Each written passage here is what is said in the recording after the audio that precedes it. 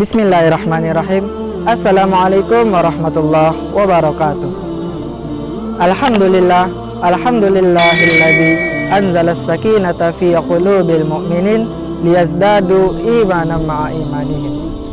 Asyhadu an la ilaha illallah wa asyhadu anna Muhammadan abduhu wa rasuluh. Allahumma salli ala sayyidina Muhammad wa ala ali sayyidina Muhammad.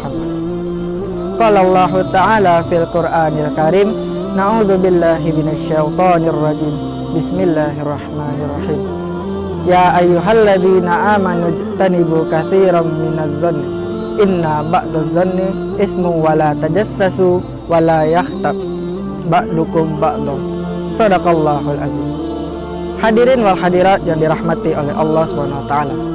Puji syukur alhamdulillah, marilah kita ucapkan kehadirat Allah Subhanahu wa taala yang telah melimpahkan rahmat dan karunia-Nya kepada kita bersama, sehingga kita masih bisa bertemu kembali di bulan Ramadan ini. Semoga dengan adanya bulan Ramadan ini dapat menjadi momentum bagi kita untuk meningkatkan pahala dan amalan kita di bulan Ramadan ini. Amin amin ya rabbal alamin.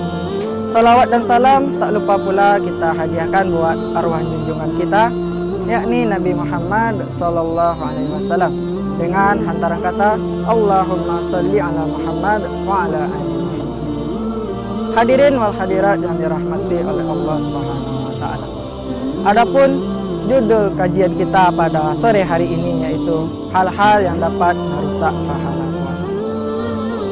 Puasa sendiri merupakan kewajiban bagi setiap muslim, baik itu muslim laki-laki maupun yang perempuan, untuk melaksanakan amalan yang bernama puasa. Hal ini telah disampaikan di dalam Al-Quran surat Al-Baqarah ayat 183. A'udzubillahi minasyaitonirrajim. Bismillahirrahmanirrahim. Ya ayyuhalladzina amanu kutiba alaikumussyam kama kutiba alal ladzina min qablikum la'allakum tattaqun. Wahai orang-orang yang beriman, diwajibkan atas kamu berpuasa sebagaimana yang telah diwajibkan oleh orang-orang sebelum kamu agar kamu bertakwa. Hadirin wal hadirat yang dirahmati oleh Allah Subhanahu wa taala. Amalan puasa yang baik, amalan puasa yang tidak ada cacatnya itu diibarat kita seperti menanam pohon, yang mana pohon yang kita tanam, kita pupuk dengan pupuk yang terbaik, kita siram setiap harinya dengan baik dan bibit yang baik, sehingga menumbuhkan tanaman yang baik dan menumbuhkan buah yang lebat sehingga bisa kita makan. Itu diibaratkan amalan puasa kita yang baik. Akan tetapi amalan puasa kita yang buruk itu diibaratkan seperti kita menanam pohon, yang mana pohon kita itu tidak kita rawat dengan semaksimal mungkin, maka itu menjadi pohon yang tidak baik tumbuhnya dan mungkin saja tidak akan menghasilkan buah satupun dari pohon itu. Begitu juga dengan pahala puasa kita. Kita telah berletih berpuasa di siang harinya dan berletih pula beramalan qiyamul Ramadan di malam harinya. Namun kita tidak mendapatkan balasan apapun, melainkan kita hanya dapat rasa lapar dan rasa haus saja. Sebagaimana sabda Rasulullah sallallahu alaihi wasallam, "Rubba sha'imin hazzu min siyamihil ju' wal 'atas." Tidaklah didapatkan pahala dari puasa yang dilakukan seseorang, melainkan hanya dapat rasa lapar dan haus. Hadirin wal hadirat yang dirahmati oleh Allah Subhanahu wa taala. Jadi, apa saja sih yang dapat merusak pahala puasa kita? Mari kita bahas. Yang pertama yaitu kita berkata dusta. Berkata dusta berarti kita melakukan atau berkata yang tidak sesuai dengan hal kenyataan. Berdusta juga bisa dapat kita artikan sebagai kita melakukan perbuatan ini tidak sesuai dengan apa yang kita katakan. Misalnya kita sharing, berkata bahwa kita itu sharing berbaca Al-Quran, kita sharing bertadarus, tetapi apa yang kita katakan tidak kita amalkan. Itu termasuk dari orang-orang yang berdusta. Dan orang-orang yang berdusta itu termasuk dalam ciri-ciri orang yang munafik, yang mana salah satunya yaitu apabila ia berbicara ia berkata dusta, dan itu dapat merusak pahala puasa kita. Yang kedua yaitu kita melakukan perbuatan ghibah. Ghibah berarti membicarakan keburukan orang lain di belakang. Membicarakan keburukan orang lain ini merupakan hal yang mungkin secara sadar atau tidak sadar, secara sengaja atau tidak sengaja mungkin kita lakukan, terlebih lagi pada bulan Ramadan ini. Kita mungkin dalam keadaan sedang duduk dengan teman-teman, mungkin tanpa sadar kita membicarakan keburukan teman kita yang tidak duduk bersama kita itu. Atau di dalam kalangan ibu-ibu misalnya, jika ketika sedang memasak, mungkin ada pembicaraan yang menjurus kepada ghibah. Hal itu haruslah kita hindari. Sebagaimana dikatakan dalam Quran surat Al-Hujurat, bahwasanya orang-orang yang berghibah atau orang yang menggunjingkan orang lain itu diibaratkan seperti orang yang memakan daging saudaranya sendiri. Sungguh hina, bukan? Na'udzubillah, tsumma na'udzubillah.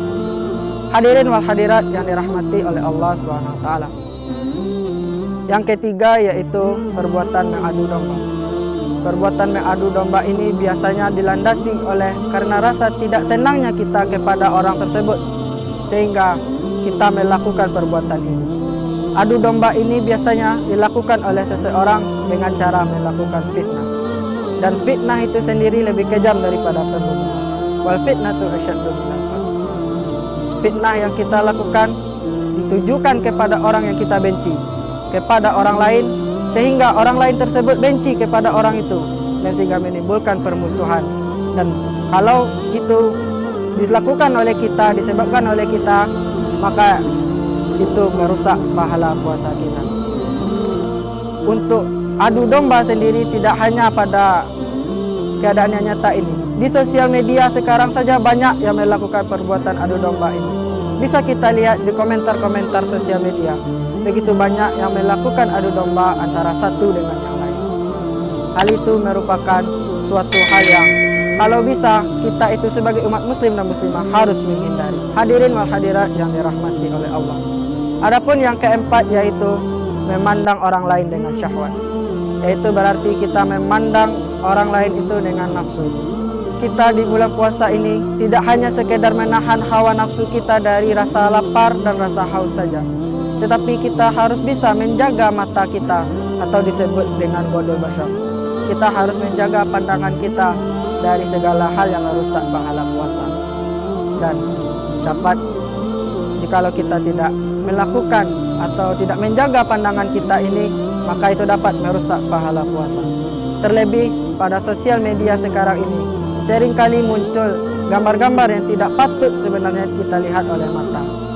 Pada bulan Ramadan ini mungkin marilah kita meminimalisir penggunaan dari handphone kita, supaya mata kita terjaga dari namanya yang merusak pahala puasa. Hadirin wal hadirat yang dirahmati oleh Allah SWT.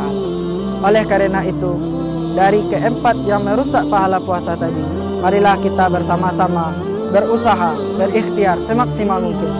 Kita harus dan berkomitmen untuk tidak melakukannya, agar kita bisa mendapat tujuan dari kita melaksanakan puasa, yaitu di penghujung ayat Al-Baqarah ayat 183, yaitu menjadi orang yang bertakwa. Hadirin wal hadirat yang dirahmati oleh Allah Subhanahu wa taala. Mungkin hanya itu yang dapat saya sampaikan. Terlebih dan terkurang mohon maaf. Unzur ma qala wala tanzur man qala. Lihatlah apa yang disampaikan, bukan lihat siapa yang menyampaikan. Wabillahi taufik wal hidayah.